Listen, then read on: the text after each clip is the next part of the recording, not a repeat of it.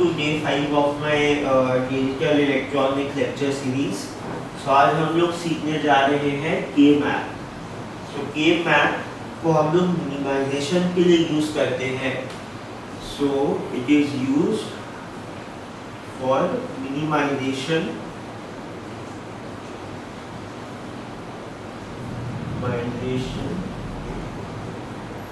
of a Boolean function.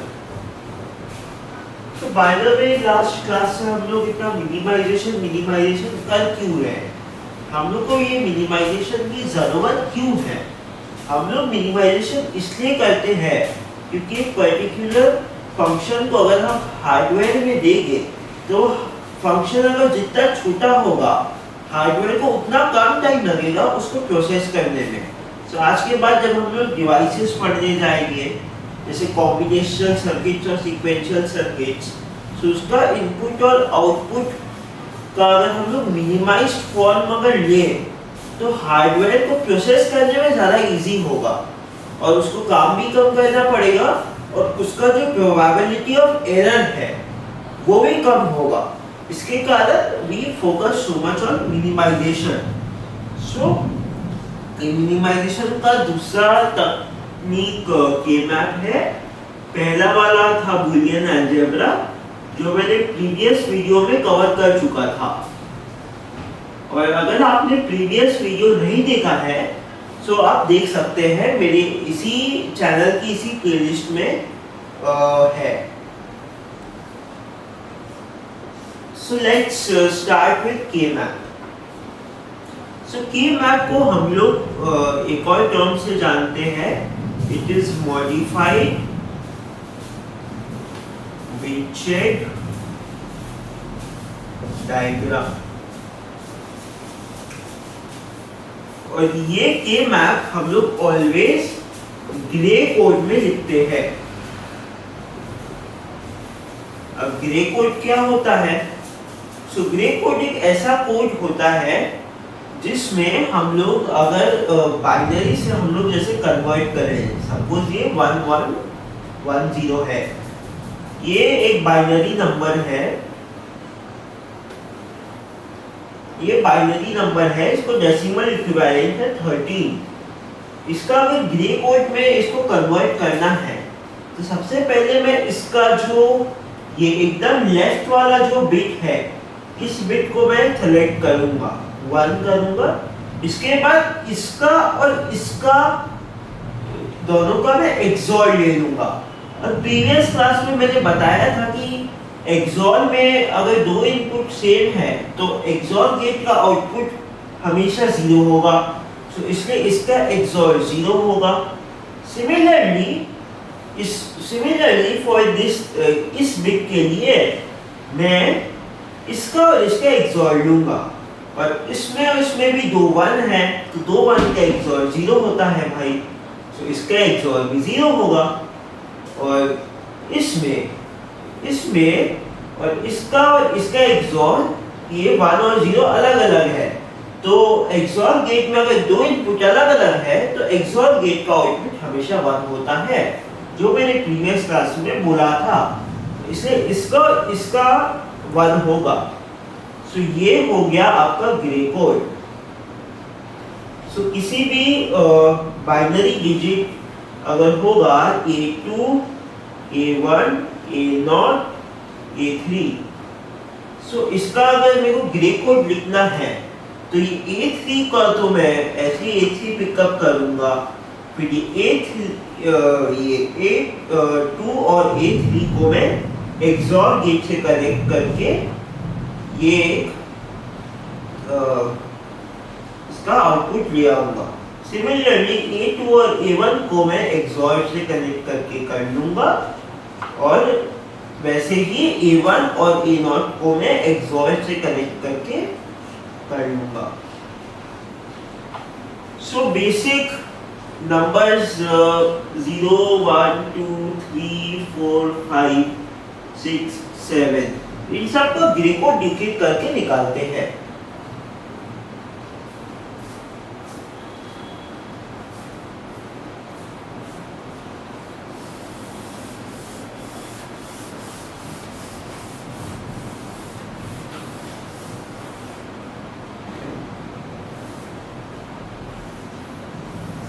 सो 0 का binary 0 0 है, 1 का बाइनरी मैं ई बिट में लिख देता हूँ 0 0 1 है, 2 का बाइनरी 0 1 0 है, 3 का बाइनरी 0 1 1, 4 का बाइनरी 1 0 0, 5 का बाइनरी 1 0 1, 6 का बाइनरी 1 1 0, 7 का बाइनरी 1 1 1।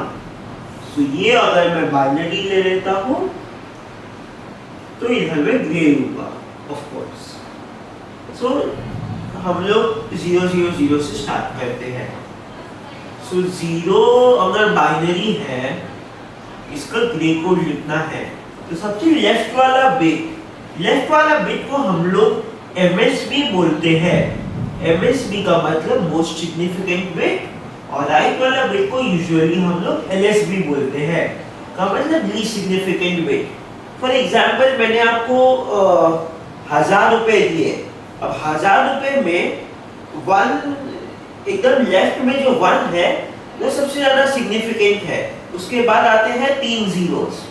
लेकिन अगर मैं सिमिलरली अगर आपको 10 रुपए देता हूँ, 10 रुपए में जो 1 है वो दूसरी पोजीशन पे आता है, तो इसलिए जो हम लोग जो सबसे लेफ्ट वाला बिट है इसको हम लोग सिग्निफिकेंट बिट बोलते हैं, मोस्ट सिग्निफिकेंट बिट बोलते हैं, और ये जो 0 वाला बिट है इसको हम लोग लीस्ट सिग्निफिकेंट बिट बोलते हैं, जो सबसे राइट में है। तो इसलिए तो चलो इसको ग्रे कोड कर लेते हैं।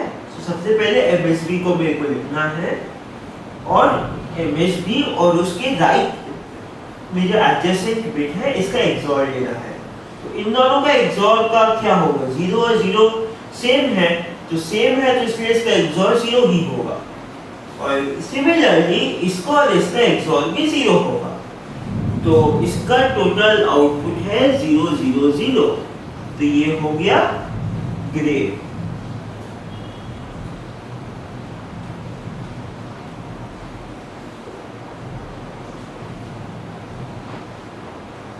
So, वैसे ही अगर मैं 1 पकड़ता हूं, सो 1 का बाइनरी है 0 इक्विवेलेंट है 0 0 1, तो इसका अगर मेरे को ग्रे कोड देना है तो मैं MSB को ऐसे ही ले लेता हूँ, फिर उसके बाद MSB और उसके राइट एडजेसेंट बिट का मेरे को एक्सॉर लेना है।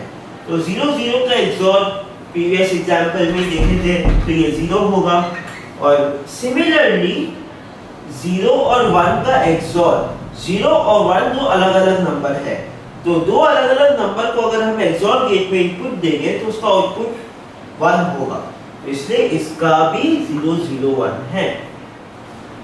तो ये हो गया बाइनरी, ये हो गया ग्रे।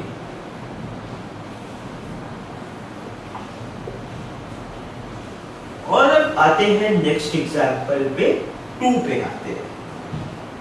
सो 0 और 1 का बाइनरी और ग्रे कोड एकदम एक जैसा ही है। तो चलो 2 पे आते हैं। 2 पे हमको आके हमको थोड़ा डिफरेंस पता चलेगा, और इसके बाद हम लोग एक कंक्लूजन निकाल सकते हैं। तो 0 1 0 2 का बाइनरी इक्विवेलेंट है, सो इसका अगर हम लोग ग्रे कोड निकालें तो MSB को तो हम लोग ऐसे ही पकड़ लेते हैं, और उसके बाद MSB और उसके राइट वाले बिट का एक्सॉर लेना पड़ेगा। तो 0 और 1 का एक्सॉर क्या होता है, 0 और 1 दो अलग अलग नंबर है, दो अलग अलग नंबर का एक्सॉर हमेशा 1 होगा, और इसके बाद इसका और इसके राइट वाले बिट का एक्सॉर लेते हैं। सो 1 और 0 का एक्सॉर भी 1 ही होगा, क्योंकि दो अलग अलग नंबर है, तो इसलिए इसका ग्रे कोड हो गया 0 1 1। सो उसके बाद आते हैं 3 पे। सो 3 का बाइनरी नंबर है 0 1 1। इसका अगर ग्रे कोड निकाल ले तो फिर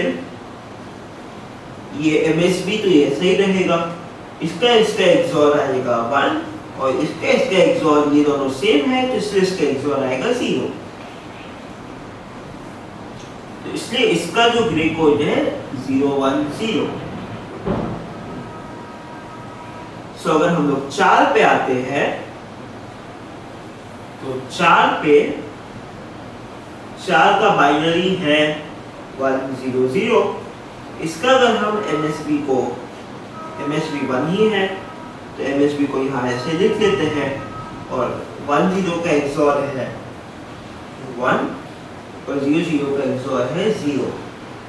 तो ये है 1 1 0 और ऐसे ही हम लोग सारे ही नंबर्स का XOR ले सकते हैं, एक ग्रे कोड निकाल सकते हैं XOR लेके। तो 1 0 का XOR है इसमें 1 और 0 1 का XOR है 1, तो 1 1 1।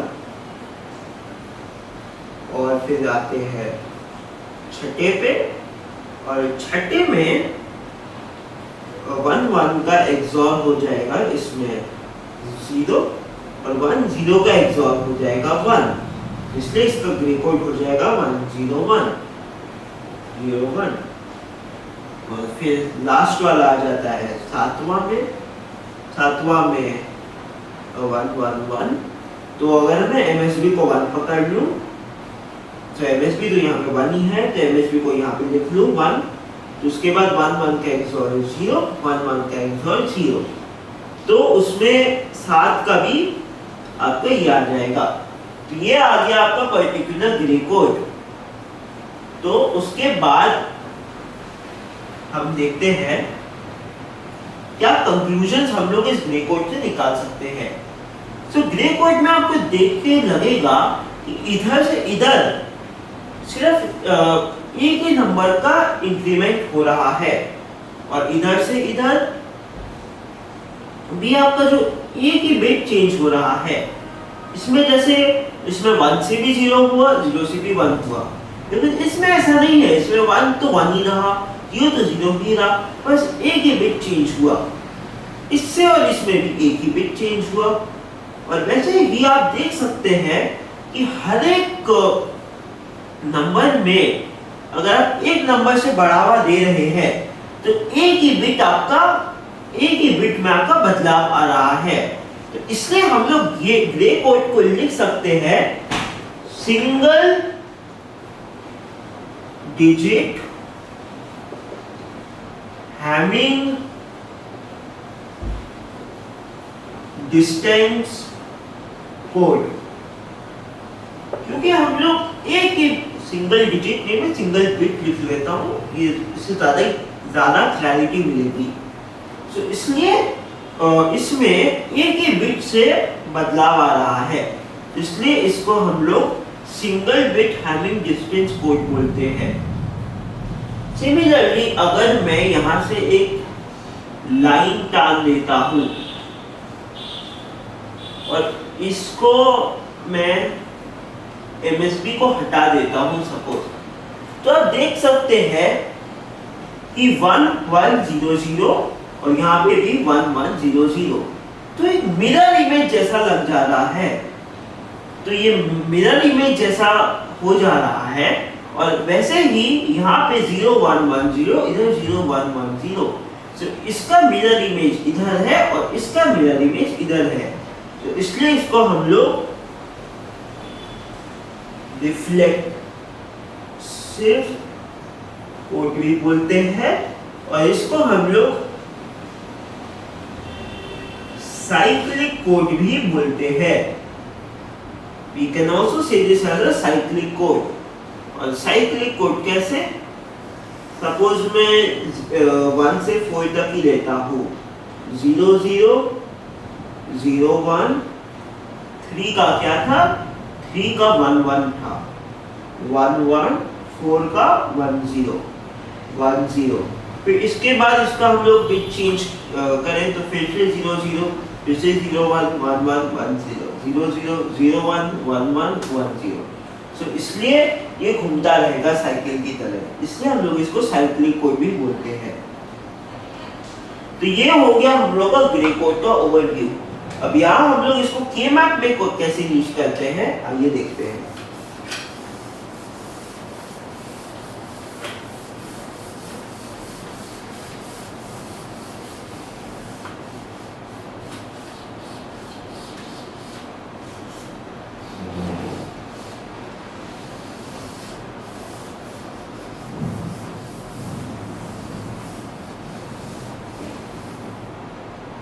सपोज अगर मेरे को दो वेरिएबल का के मैप बनाना है, इसमें मेरा a और b है, दो वेरिएबल का के मैप में आपके चार बॉक्सेस होते हैं। सो फॉर अ के मैप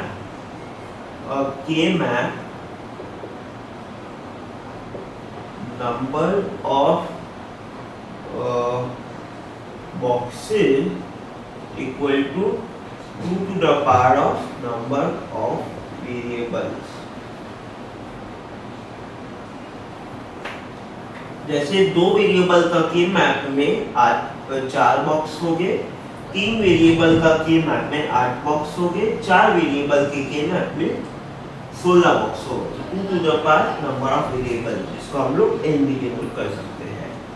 सो यहाँ पे अगर मैं इस तरफ a लेता हूँ और इस तरफ b, तो यहाँ से मैं a, यहाँ से b, ये वाला ऊपर वाला a बार होगा, ये नीचे वाला a होगा, ये b बार होगा, ये b होगा। तो इसमें पहला वाला हम लोग लेते हैं 0 0 0 ले लेते हैं, ये दो वेरिएबल का इसलिए 0। दूसरा वाला होगा 1। सिमिलरली ए का पहला वाला होगा 0, दूसरा वाला होगा। So this will denote the 0th minterm, this will denote the first minterm, this will denote the second minterm, this will denote the third minterm। So अगर इस पूरे के मैप में सपोज अगर मेरा ये इक्वेशन है a bar b plus a b बार, सो इसको हम लोग कैसे यहाँ पे के मैप में रखेंगे। सो a बार b यानी a bar b, a bar b में हम लोग एक 1 बैठा देंगे और a b बार में हम लोग एक और 1 बैठा देंगे। तो ये हो गया भाई। क्या इसको हम लोग मिनिमाइज कर पाएंगे? नहीं मिनिमाइज कर पाएंगे, क्योंकि ये ऑलरेडी मिनिमाइज्ड है। और मिनिमाइज कैसे करेंगे हम लोग थोड़ा देर में आते हैं इस पे। एक और मैं एक एग्जांपल लेता हूँ, a bar b plus a bar b bar, a bar b plus a bar b बार। तो a बार b में एक होगा और a बार b बार में एक और होगा। तो यहाँ पे ये दोनों आपके एडजेसेंट है, तो ये दोनों एडजेसेंट है, इसको हम लोग एक ग्रुप बना सकते हैं। तो इसको एक ग्रुप बना सकते हैं। तो इसका जो ग्रुप में आपका सिमिलर टर्म क्या है, इसमें आपका ग्रुप में a बार आपका दोनों में सिमिलर है, तो इसलिए इसका आंसर ले लेंगे हम लोग a बार। सो इसलिए हम लोग के मैप के थ्रू मिनिमाइज कर सकते हैं। सो बुलियन अलजेब्रा के थ्रू भी अगर हम लोग इसमें a बार कॉमन ले रहे हैं तो b प्लस b बार आपका 1 हो जाएगा, तो a बार ये छोटा फंक्शन है, इसलिए इसको बुलियन अलजेब्रा से करने में दिक्कत नहीं है। पर जितने बड़े बड़े फंक्शन हम लोग लेंगे के मैप से उतना ज़्यादा इजी होगा, क्योंकि के मैप में हम लोग ग्रुप फॉर्मेशन के माध्यम से हम लोग कर सकते हैं। तो इसलिए हम लोग 3 वेरिएबल के मैप में आते हैं।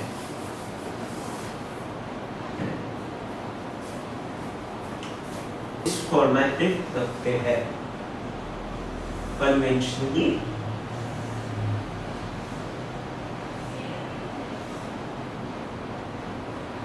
तो एक लास्ट बॉक्स हो गया और इस तरफ हम लोग a रखते हैं, इस तरफ bc रखते हैं।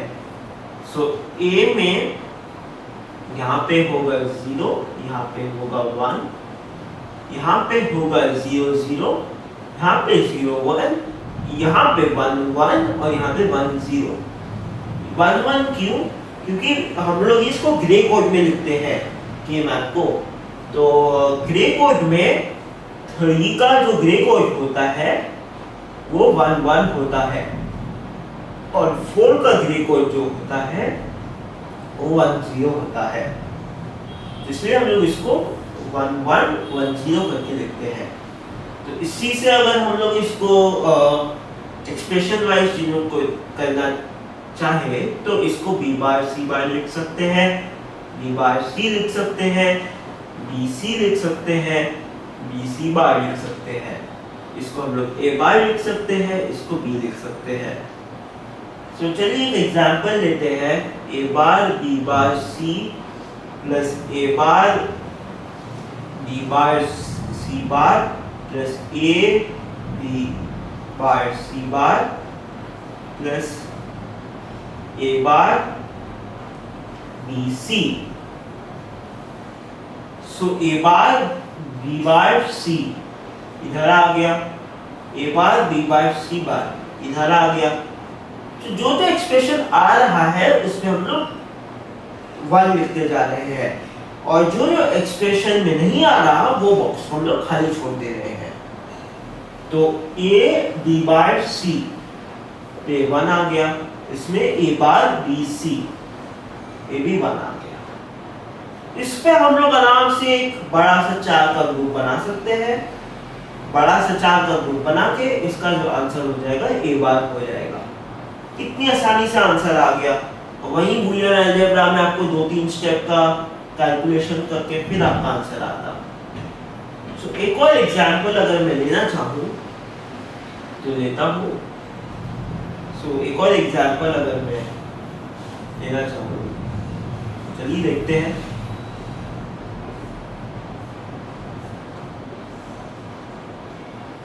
जैसे a b bar c bar plus a bar b bar c bar plus a bar b c bar plus a b c bar. So a b bar c बार ऐसे हो गया, a bar sorry a b bar c बार ऐसे हो गया, a bar b bar c बार ऐसे हो गया, a bar b c बार ऐसे हो गया और a b बार c बार ऐसे हो गया। इसमें हम लोग को ग्रुप बनाना है। तो इसमें हम लोग इस तरीके से हम लोग ग्रुप बना सकते हैं। ये 2 हो गया, ये 2 हो गया।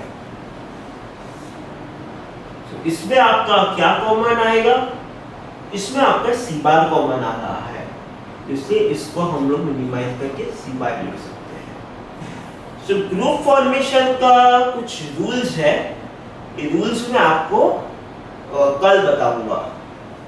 सो thank you so much. So थोड़ा बहुत अभी बता ही देता हूँ रूल्स वगैरह। पहला रूल तो ये है कि डायगोनली ऐसे कभी ग्रुप फॉर्म नहीं कर सकते। आपको ग्रुप फॉर्म करना है तो एडजेसेंटली करना पड़ेगा, आपको वर्टिकली करना पड़ेगा। ये पहला रूल है। और दूसरा रूल ये है कि अगर आपको ग्रुप फॉर्म करना है, आप सिर्फ 2 के मल्टीपल्स में फॉर्म कर सकते हैं। आप या तो 2 का ग्रुप फॉर्म करेंगे, या तो 4 का ग्रुप फॉर्म करेंगे, या तो 8 का ग्रुप फॉर्म करेंगे, या तो 16 का ग्रुप फॉर्म करेंगे। जाते जाते सिर्फ 2 के मल्टीपल्स में कर सकते हैं। आप रैंडमली किसी नंबर का ग्रुप फॉर्म नहीं कर सकते। सो मैं इसको लिख लेता हूँ। सो फर्स्ट रूल इज कि no diagonal group can be formed. And दूसरा रूल ये है कि group can only be formed in multiples of 2। सिर्फ 2 के मल्टीपल में यहाँ पे ग्रुप फॉर्म किया जा सकता है। एंड एक मजे की बात इसमें ये है, फन फैक्ट बोल देता हूँ कि सपोज अगर मैं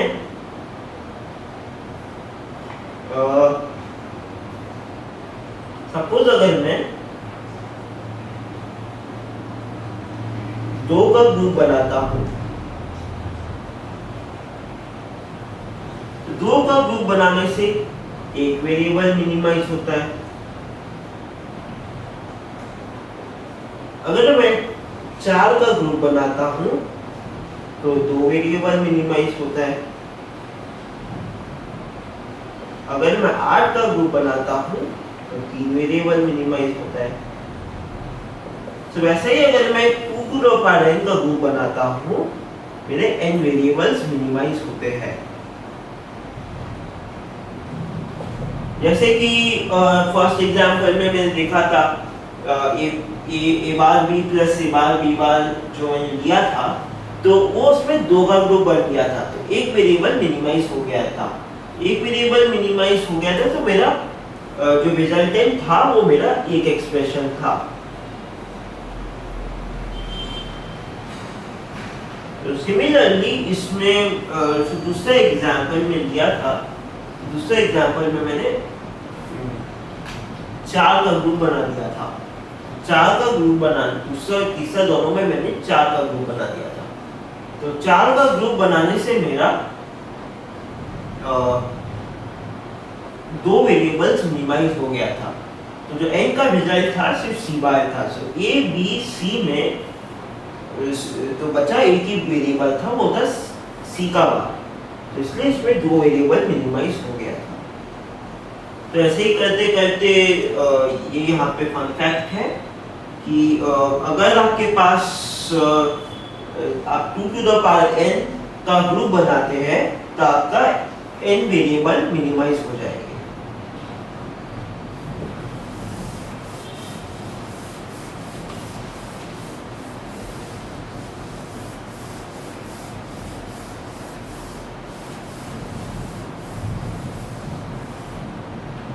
कल हम लोग कुछ टॉपिक्स डिस्कस करेंगे। वो है पहला तो 4 वेरिएबल के मैप,